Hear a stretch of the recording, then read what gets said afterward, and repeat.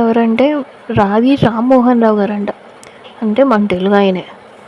So hi friends, ఇప్పుడు మనం మస్తాన్ దర్గాకి వచ్చేసామన్నమాట. ఇది మన గుంటూరులో ఒక మినీ జాతర అని చెప్పుకోవచ్చు.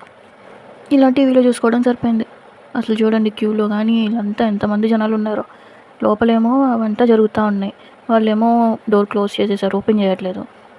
సో మేము చాలాసేపు నుంచున్నాం అనమాట. దాదాపుగా 1.5 hour నుంచున్నాం. కొంతమంది అయితే రిటర్న్ కూడా వెళ్ళిపోయారు, ఇప్పుడల్లా వదిలే అని. సో మేము ఫైనల్గా వచ్చాం కదా, ఒకసారి చూసి వెళ్దాంలే అని అంతే వెయిట్ చేసి చాలాసేపు ఉన్నామన్నమాట. లాస్ట్కి డోర్స్ ఓపెన్ చేశారు. ట్విస్ట్ ఏంటంటే, మేము లోపలికి వెళ్ళినాక దర్శనం అయిపోయిన తర్వాత వాళ్ళు ఒక బొట్టు ఇచ్చారనమాట. ఆ బొట్టు పెట్టుకుంటే నిజంగా ఒక స్వర్గంలోకి వెళ్ళిపోయినట్టుంది. అంటే కొంచెం మనసు ప్రశాంతంగా అలా ఉంది.